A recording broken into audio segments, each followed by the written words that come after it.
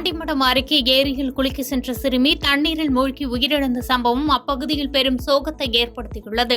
அரியலூர் மாவட்டம் ஆண்டிமடம் அருகே கூவத்தூர் மடத்து தெருவை சேர்ந்தவர் பிரின்சிகா. இவர் தனது தாய் மற்றும் உறவினர்களுடன் அங்குள்ள திம்மக்குட்டை ஏரியில் குளிக்க சென்றுள்ளார். அப்போது ஏரியில் குளித்துக் கொண்டிருந்த பிரின்சிகா திடீரென நடு ஆழத்தில் சிக்கி தண்ணீரில் மூழ்கினார். நீண்ட நேரம் போராடி சிறுமியை வெளியில் கொண்டு வந்த உறவினர்கள் உடனடியாக ஜெயங்கொண்டம் அரசு மருத்துவமனைக்கு சிகிச்சைக்காக சேர்த்தனர். அப்போது அங்கு சிறுமியை பரிசோதித்த மருத்துவர்கள் அவர் ஏற்கனவே இறந்துவிட்டதாக தெரிவித்தனர். ஏரியில் மூழ்கி சிறுமி உயிரிழந்த சம்பவம் அப்பகுதியில் பெரும் பரபரப்பை ஏற்படுத்தியுள்ள நிலையில் இச்சம்பவம் குறித்து ஆண்டிமடம் போலீசார் விசாரித்து வருகின்றனர். தேனி மாவட்டம் உத்தமபாளையம் தாலுகா கம்பம் அருகே அமைந்துள்ள சுற்றுலா தலமான மேகமலை வனச்சரகத்திற்குட்பட்ட சுருளி அருவிகள் தமிழகம் முழுவதும் இருந்து சுற்றுலா பயணிகள் வந்து செல்வது வழக்கம். இந்த நிலையில் நேற்று இரவு முதல் ஒற்றை காட்டு யானை அப்பகுதியில் உலாவி வருவதால் வனத்துறை அதிகாரிகள் சுற்றுலா பயணிகள் வருகைக்கு தடை விதித்துள்ளனர். மேலும் யானையை தொடர்ந்து கண்காணித்து வருவதால் மறு அறிவிப்பு வரும் வரை சுற்றுலா பயணிகள் வருகைக்கு தடை விதித்துள்ளனர்.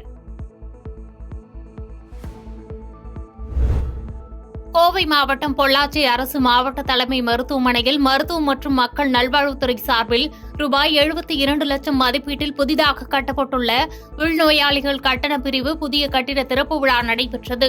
இந்நிகழ்வில் மருத்துவ மற்றும் மக்கள் நலத்துறை அமைச்சர் மா சுப்பிரமணியன் கலந்து கொண்டு புதிய கட்டிடத்தை திறந்து வைத்து உரையாற்றினார். அப்போது பேசிய அமைச்சர், தமிழகத்தில் செயல்படுத்தப்பட்டு வரும் இல்லம் தேடி மருத்துவம் திட்டம் உலகிலேயே புகழ்பெற்ற திட்டமாக உள்ளது என்று தெரிவித்தார். தமிழகத்திலேயே மாவட்ட தலைமை மருத்துவமனைகளில் கட்டண பிரிவு துவக்குவதற்கான முன்னோட்டமாக இன்று பொள்ளாச்சியில் முதலாக துவக்கப்படுகிறது என்று தெரிவித்தார். நிகழ்விற்கு பொள்ளாச்சி நாடாளுமன்ற உறுப்பினர் கே ஈஸ்வரசாமி முன்னிலை வகித்த நிலையில் மாவட்ட ஆட்சியர் கிராந்திகுமார் பாடி மற்றும் சார் ஆட்சியர் கேத்தரின் சரண்யா, பொள்ளாச்சி அரசு தலைமை மருத்துவமனை கண்காணிப்பாளர் மருத்துவர் ராஜா ஆகியோர் கலந்து கொண்டனர். செங்கல்பட்டு மாவட்டம் அச்சரப்பாக்கம் பேரூராட்சிக்குட்பட்ட மலைநகர் பகுதியில் உள்ள தாத்தா ரெட்டை மலை சீனிவாசன் மணிமண்டபத்தில் ஓஇ சங்கர் புதிய புரட்சி கழகம் என்ற கட்சியை தொடங்கினார். புதிய கட்சி தொடங்கிய கட்சியின் நிறுவன தலைவர் ஓஇ சங்கருக்கு விடுதலை சிறுத்தைகள் கட்சியின் மண்டல செயலாளர் ஆதவன், மாவட்ட செயலாளர் தமிழினி ஆகியோர் வாழ்த்து தெரிவித்தனர். புதிய புரட்சி கழகம் என்ற கட்சியை தொடங்கியுள்ள ஓஇ சங்கர் புரட்சி பாரதம் கட்சியின் செங்கல்பட்டு தெற்கு மாவட்ட தலைவராக பொறுப்பில் இருந்தவர். புரட்சி பாரதம் கட்சியை விட்டு விலகி வந்து தனது ஆதரவாளர்களுடன் புதிய புரட்சி கழகம் என்ற கட்சியை தொடங்கியுள்ளார். இந்த கட்சியின் தொடக்க விழாவில் 1000க்கும் மேற்பட்டோர் கலந்து கொண்டனர். அதற்கு பிறகு என்னை பொறுத்தவரையில் மாவீரன் பூவை மூர்த்தியாருடன் பணியாற்றினேன்.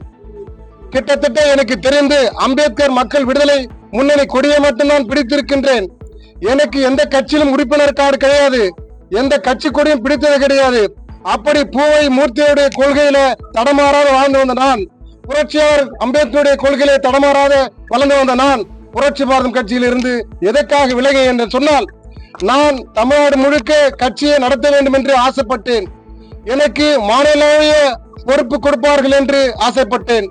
அதற்கு மாறாக என்னை ஒரு மாவட்டத்தில் 4 தொகுதியை பார்த்து கொண்டிருந்த நான், என்னை சுருக்கி ஒரு தொகுதியை பார்க்க வேண்டும் என்று கட்டளையிட்டார்கள். அதை பிடிக்காமல் நான் பரவிய சிந்தனையோடு பூவை மூர்த்தியோட சிந்தனையை தமிழ்நாடு முழுக்க மாவட்டம் முழுக்க பறைசாற்ற வேண்டும் என்று அந்த எண்ணத்தில் இன்றைக்கு அந்த கட்சியை விட்டு வெளியேறி வேற இன்று ஒரு கட்சியை தொடங்கி இருக்கின்றேன். அதுதான் காரணம்.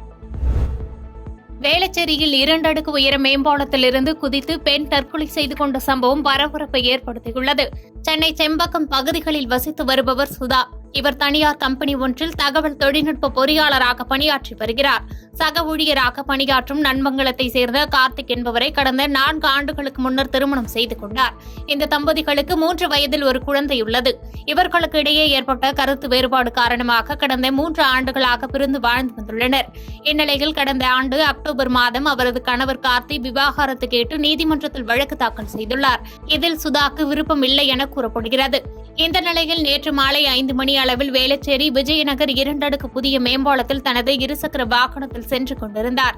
அப்போது பாலத்தின் மையப்பகுதிக்கு சென்றதும் திடீரென இருசக்கர வாகனத்தை ஒரு ஓரமாக நிறுத்திவிட்டு 2 அடுக்கு மேம்பாலத்தில் இருந்து கீழே குதித்துள்ளார். தகவல் அறிந்த காவல்துறையினர் சம்பவ இடத்திற்கு வந்து சாலையில் ரத்த காயங்களுடன் உயிருக்கு போராடிய அவரை அங்குள்ள தனியார் மருத்துவமனையில் சிகிச்சைக்காக சேர்த்தனர். அங்கு சிகிச்சை பெற்று வந்த சுதா சிகிச்சை பலனின்றி பரிதாபமாக உயிரிழந்தார். இதுகுறித்து வழக்கு பதிவு செய்த வேளச்சேரி காவல்துறையினர் சுதாவின் தற்கொலைக்கான காரணம் குறித்து விசாரித்து வருகின்றனர்.